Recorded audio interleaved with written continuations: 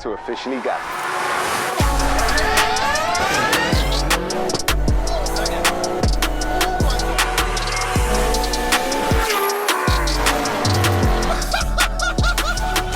Let's get it.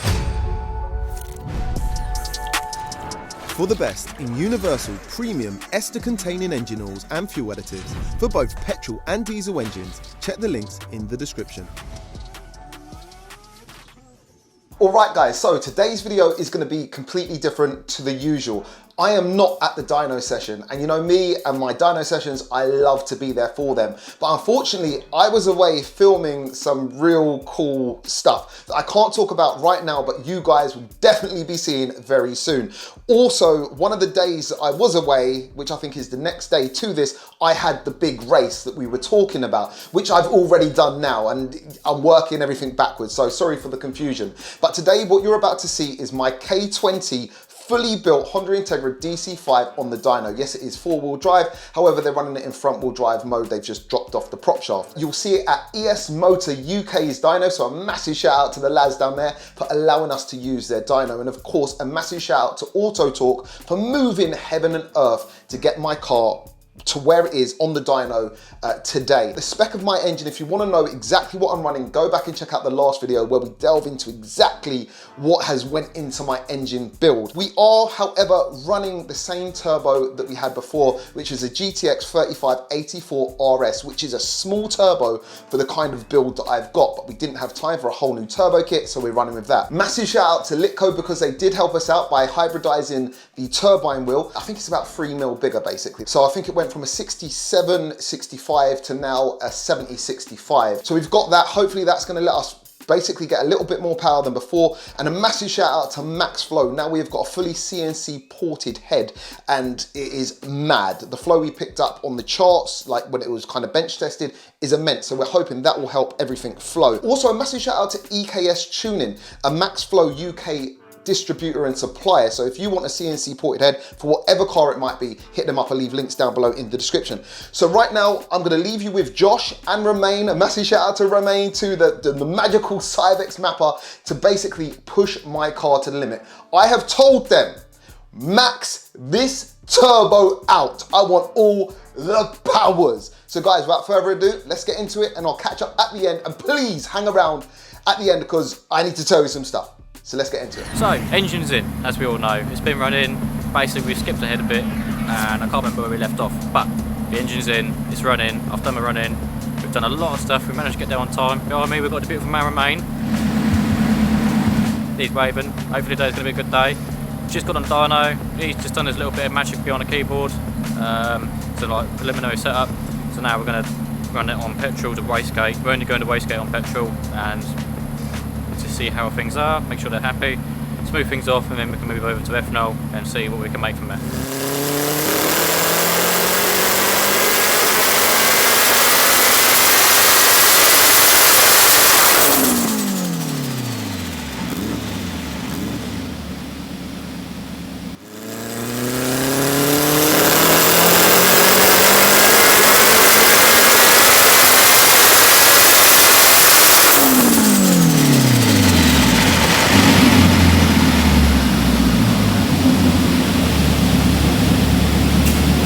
Right, so what you're seeing there is a couple of pulls, wastegate pressure, wastegate duty, so no boost control in it.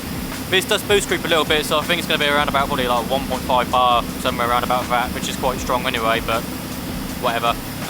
Mainly, most of this is just get it set up on petrol, where it can be used if needs be, but it's going to live most of its racing life on ethanol. Getting the fueling right to start with before you go on ethanol, and getting a primary and secondary injector set up. And just going through the pool and knowing when to do a split, etc. I would imagine. Also, it being a new engine being sleeved, it's got a reset.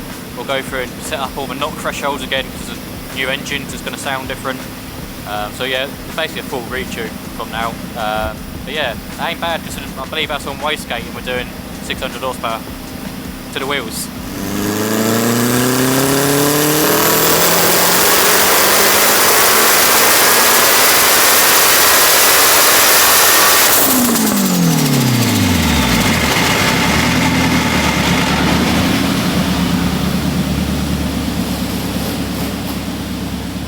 So we have just changed the fuel. We've gone from petrol to ethanol, to E112. We're going to fully send it now, see what we end up with.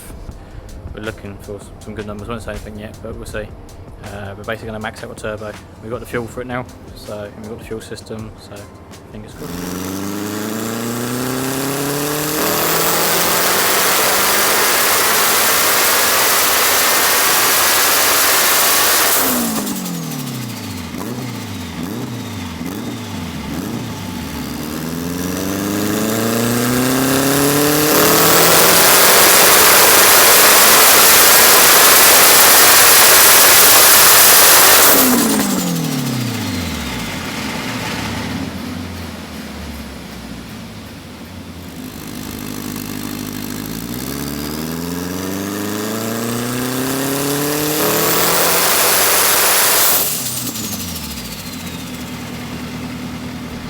So we've got a tiny bit of a miss. I wasn't sure on the previous run at 2.2 bar, so I went straight to 2.5 just to confirm, and it was very obvious it was like a spark blowout. So we're just taking the spark plug out, checking them.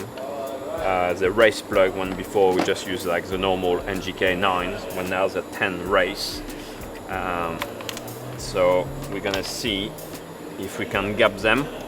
Normally you don't really need to, but clearly that's an issue here. And if it doesn't work, we're going to change the coil, and if it still doesn't work, we're going to go back to the old spark plugs that we know used to work. So yeah. Right, update. So we had a bit of an issue with spark blowing out when it started really turning the boost up. We were racing some competition racing plugs, which should have done the job. With a gap we were a bit large, so we went to go gap them down, and found that one of the plugs had a bit of damage on the end, not from detonation or knock. I think one of the straps, the end of the strap, sorry, just got caught maybe either on install, or I may have missed it when I put it in. A bit unlikely for me, to be honest, but one of them, nothing was damaged luckily, so that's all good. I bought spare spark plugs with me, some lower grade, but they're still heat range 9s rather than a 10, so they seem to be holding now. So we've gapped them right down and we're making good power.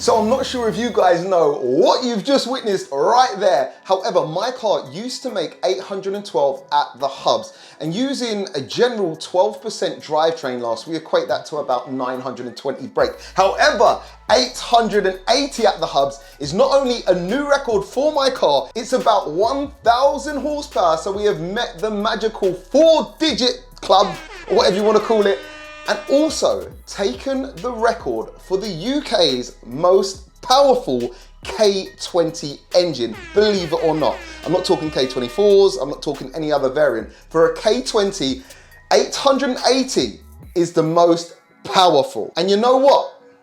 We are not done. We are not done. So I'm gonna hand you back over to Josh to explain and send it some more. At the moment, we're tapped down the turbo and made as much as we can. And as you can see on the dyno over there, we're 880 wheel, which is 1,000 crank. So intake temps are getting a bit hot at the moment, but we are in this sort of setup where the fans are in the front. You know, you're not getting the actual airflow coming around as if you were going down the road. So we're just mucking around the fans now to see if we can just make sure everything's alright at a cold temp, and it might pick up a little bit more power. But so far, it's all good.